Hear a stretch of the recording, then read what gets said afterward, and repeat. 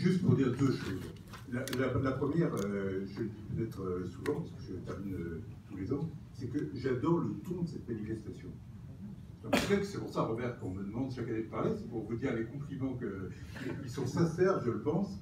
Je trouve qu'il y a quelque chose de modeste, de travailleur, le ton est juste, c'est pertinent dans la façon dont les thèmes sont abordés. Il y a tellement de choses emphatiques, bidons, creuses dans les domaines de l'innovation et du numérique, que là on est sur quelque chose de très réel, et je trouve que c'est extrêmement bien, et en plus avec un éventail de sujets, d'approches qui est très, très divers, comme ça a été souligné, avec les 12 thèmes, des 12 bidons qui ont été présentés. On touche à des thèmes de société, on touche à la diversité, on touche à des problèmes d'écologie, on touche à des problèmes de compréhension, à des problèmes de handicap, à des problèmes extrêmement variés, extrêmement divers qui sont présentés et qui sont bien traités aussi par les 4 types de prix que vous remettez. Et puis le deuxième message au genre de ce compliment, c'est que comme tous les ans on se rencontre, c'est intéressant de voir comme un curseur comment les choses évoluent et d'essayer de voir un mapping de là où on en est, comment les choses avancent. Moi personnellement, je me suis fait un petit système de repères dans la longue histoire des technologies d'information que certains d'entre nous connaissent depuis pas mal de temps. C'est de voir qu'il y a des phases qui succèdent les unes les autres. Je pense avoir déjà développé ça.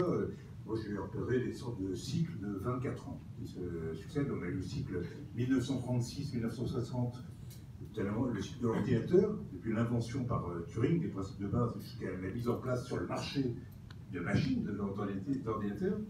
Le cycle 1960-1984 de l'informatique de gestion, qui était le grand facteur de développement de l'informatique.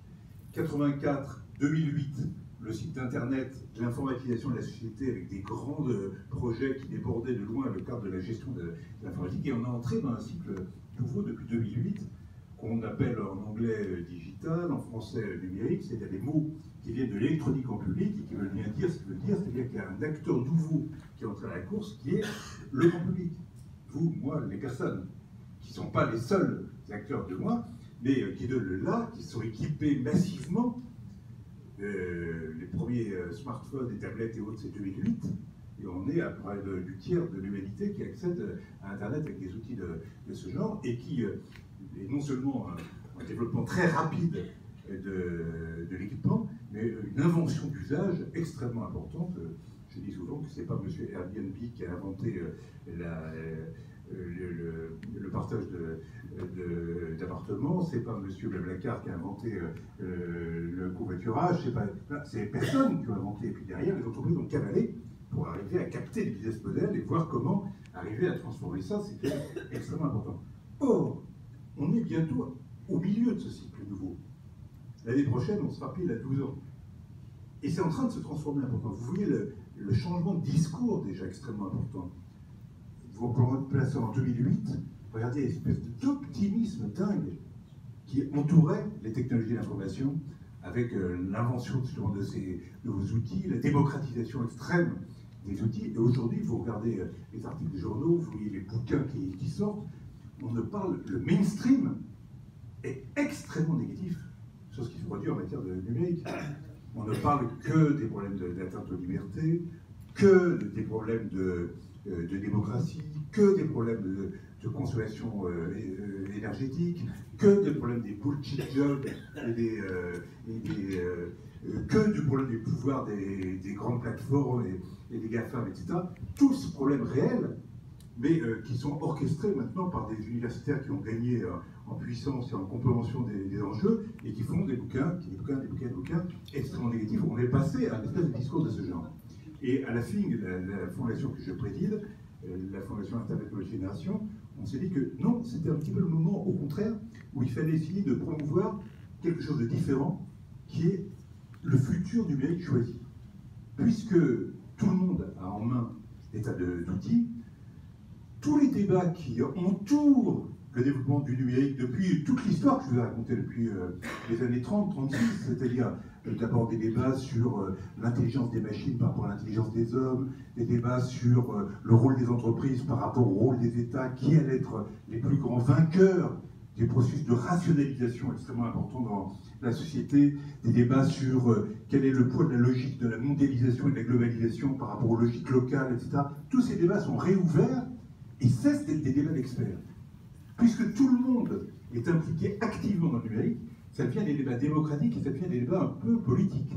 Et donc le sujet, c'est de créer des coalitions d'action pour essayer de peser sur l'avenir du numérique et ne pas s'en remettre uniquement aux grands accords qui vont être passés entre les États. Moi, j'ai été un des artisans du RGPD, c'est plutôt un succès, on peut agir sur un certain nombre de choses, mais il peut y avoir d'autres types de leviers, tout autres. Et par rapport à ça, je trouve que quand on regarde les leviers, il y a des leviers technologiques, il y a des leviers réglementaires, etc., je ne vais pas y passer 10 ans, mais le levier de la transformation des organisations est un levier extrêmement important, mais dans lequel on se raconte quelquefois un petit peu des histoires. Je pense que pour le moment, les organisations ne se transforment pas aussi profondément qu'elles devraient se transformer pour être présentes au rendez-vous de ce qu'est le numérique aujourd'hui et ce qu'elle devrait être. Et je pense qu'un des enjeux de ce rapprochement entre start-up et grandes organisations, c'est ce problème, qui est à la fois un problème technologique, un problème culturel, etc., de voir comment on dynamise la transformation des organisations très profondément, plus profondément que ce qu'on se raconte quelquefois. Quelquefois, je suis énervé quand j'ai fait il y a 3 ans un rapport au gouvernement sur la transformation numérique de l'économie. Je peux vous dire, franchement, toutes les grandes entreprises que j'avais vues m'avaient dit oui, le problème dont tu parles, la transformation numérique, c'est un enjeu pour les PME en France. Mais nous, les grandes entreprises, on est équipés maintenant. On a un monsieur ou une madame transformation numérique, on a...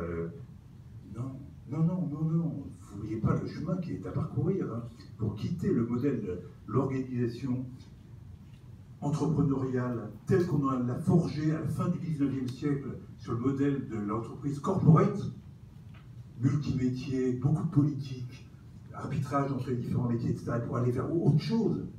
Il y a un chemin extrêmement lourd à effectuer. Et par rapport à ça, c'est un point juste que je voudrais aborder plus précis. J'étais content de voir que dans le palmarès de cette année, il y a un prix industrie, mais il y avait 4-5 projets à tonalité industrielle, qui étaient dans le monde industriel. Et le monde industriel, dans les années qui viennent du cycle numérique, il va se produire énormément de choses. Et la transformation de ce monde industriel va être extrêmement important pour la transformation des entreprises en général. Pourquoi? Parce qu'il va y avoir rapprochement entre une configuration technologique dans laquelle il y a à la fois le big data, l'intelligence artificielle, la robotique, la production additive et la 5G, qui va jouer un rôle extrêmement important. Et par rapport à ça, une culture technologique des plus jeunes qui est extrêmement différente de la culture des ingénieurs d'hier. C'est une culture beaucoup plus on fait, et on fait des expériences et on construit de façon bottom-up et pas uniquement de façon descendante. Ces espèces de changements vont être extrêmement puissants. Quand vous voyez l'enjeu de la 5G et ce qui se passe actuellement entre la Chine, les États-Unis, etc., c'est quelque chose de fondamental. Fondamental. Il faut bien se dire qu'à l'heure actuelle, quand vous voyez l'avenir de l'industrie tel qu'on le pense en Allemagne à l'heure actuelle, l'industrie 4.0, comme on dit en Allemagne, c'est tout de même un univers dans lequel il y aurait au kilomètre carré 1 million d'objets connectés. C'est ça la norme.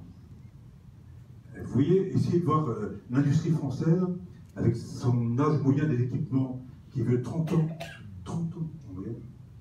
Combien d'entreprises vont être capables de passer à l'industrie 4.0 avec les capacités de big data, d'intelligence artificielle, de connexion généralisée? C'est un sujet vachement important. On a dégringolé en quelques années en France de 18 à 12% la part de l'industrie dans notre PIB. Il y a la possibilité de remonter en jouant les technologies d'aujourd'hui. Mais si on remonte, il y aura une transformation très importante du concept même d'industrie et qui va retentir sur d'autres sujets en matière de transformation des entreprises. Donc moi je trouve que c'est une bataille super importante. Il ne faut pas voir les années qui viennent de la phase numérique dans laquelle on est comme uniquement un problème tertiaire, un problème de service, etc. Ça va être un problème de transformation en profondeur de ce qu'on appelle l'industrie. Je crois que c'est un sujet qu'il ne faut pas négliger. Voilà, bon, voilà quelques mots parmi d'autres, et on peut en discuter plus pendant le cours. Merci beaucoup.